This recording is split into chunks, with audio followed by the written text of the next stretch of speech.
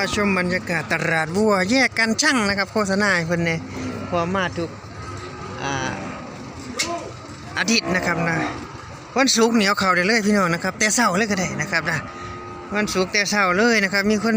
รอซื้ออยู่นะครับ8-9 โมงวันศุกร์เอาเข่ามาโหลดพี่น้องนะคนใดอยากเอางัวมาขายหรือว่าพี่น้องอยากมาซื้องัวเลี้ยงนะครับมีทุกร้อยนะครับงัวเล่งัวผูงัวจอยงัวโค้งนะครับมาหาเลือกซื้อเลี้ยงซื้อคุ้นได้นะครับนะมีวัวเยอะนะครับตลาดแยกกันช่างนาดหนึ่งกับ1,200 ถึง 1,600 ตัวเลยทีเดียวนะครับนะเดี๋ยวมีโอกาสก็มาตลาดแยกกันช่างนะครับนะโฆษณาเจแล้วกันนะ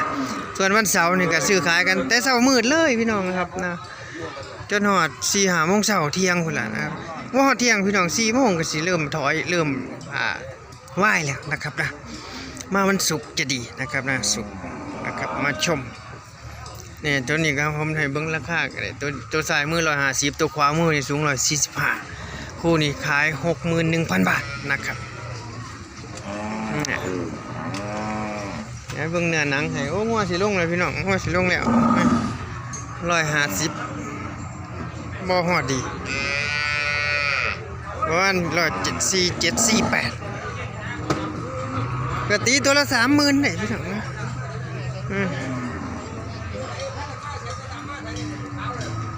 เนี่ยเขาตีคู่พี่น้องเขาตีคู่นะ145ตัวนี้โอ้พี่น้องย่านงัวดีเด้อพี่น้องได้ซ้ำนี่เด้นะครับนะคู่นี้ 61,000 บาทนะครับนะ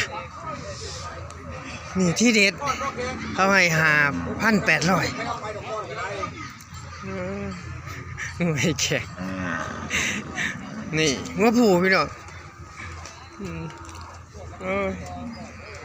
5,800100 ผมถ่ายบางวัน8 นาทีโอ้มื้อนี้งัวหลายคนก็ซื้อกันหลายนะครับนะ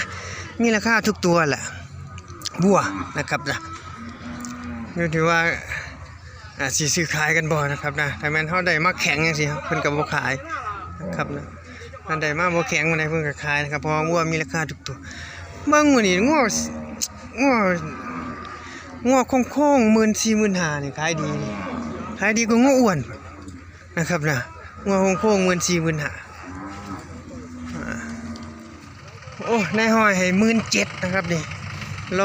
145นี่งัวอ้วนเวียดนามบ่เข้าเด้อพี่น้องเด้องัวอ้วนนี่ซื้อขายกันน้อยมากครับนะ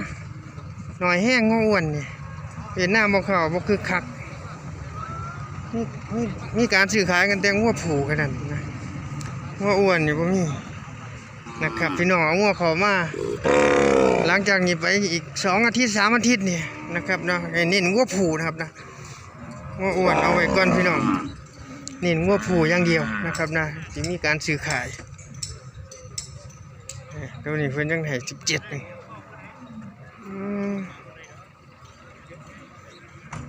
เดี๋ยวผมจะขึ้นราคางัวให้เบิ่งอีกจัก5-6 ตัวครับนะสำหรับวันเสาร์ช่วงบ่ายตลาดแยกการช่างนะครับอำเภอกันทะลักจังหวัดศรีสะเกษงัวตัวนี้3 ปีเลยวันแท้จะคู2-3-4 ปีเลยตัวนี้เดี๋ยวเบิ่งถ่ายก่อนนี่ให้ถ่ายนี่เถอะมันบ่ให้เบิ่งพี่น้องเอาประมาณนี้ก่อนแต่บ่เป็นใดดอกให้เช่า 15,500 เท่าไหร่137-38งัวผูนะครับมีการซื้อขายกันนะครับงัวผูขายแล้วขายไป 15,500 ส่วนงัวอ้วนนี่เงียบครับเวียดนามบ่เข้าเงียบนะครับนะงัวผูนะมีการซื้อขายนะครับงัวผูตอนนี้ผมทายนี่ประมาณบ่ายโมงเพราะแดดเอียดนะไม่ขายมือขายน้ำนะครับนะตรงนี้กลางลม เอาไปพี่น้อง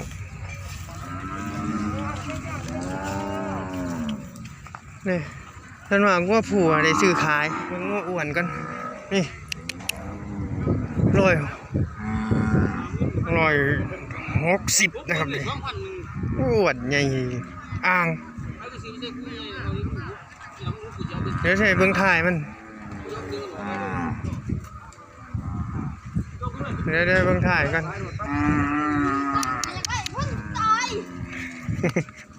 มึงถ่ายมัน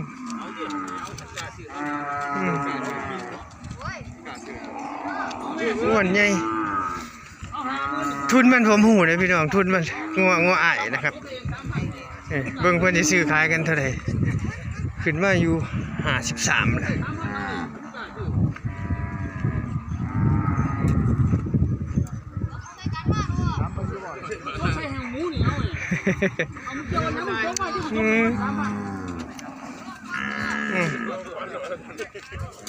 ลงเพื่อนหลังอ่ะเดี๋ยวขึ้นไปตรงซื้อให้ลงถ่ายมันดีล่ะ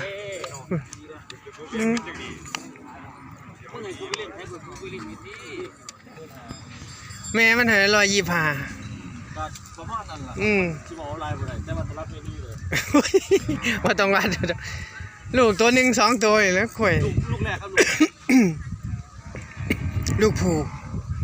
ครับนิโก้จักเดือนแล้วมันมีเขาไม่ลูกมันนี่นิโก้กระโดนนิโก้บางตัวเป็นข้วยไอ้ข้วยสีน้อยๆเนี่ยซ้ำนี่เป็นปีเลยเด้ครับแม่นมันจะบ่เขามันแล้วแต่หมากน้อยหมากใหญ่แม่มันก็บ่ยาวเลยเนาะ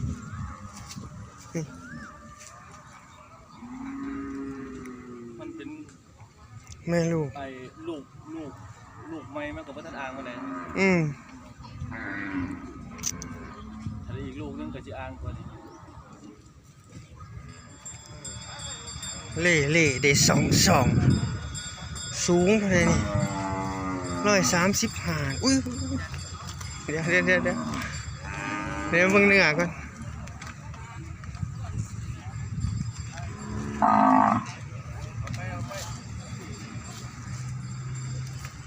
นั่นแหละเนื้อ